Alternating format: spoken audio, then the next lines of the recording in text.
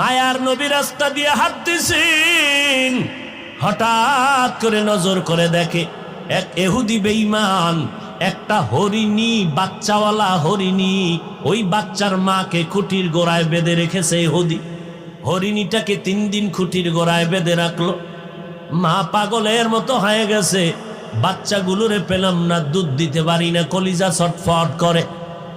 হঠাৎ ওই পথে মায়ার নবী হেঁটে যায়, হরিণী আমার নবীরে মোহাব্বতের সালাম জানায় দিল। সালাম জানাই আবদার জানায়, রহমতের নবী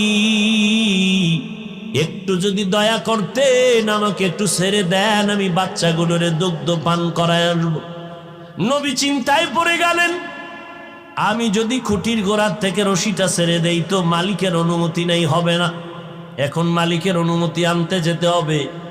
মালিক হলো ইহুদি আর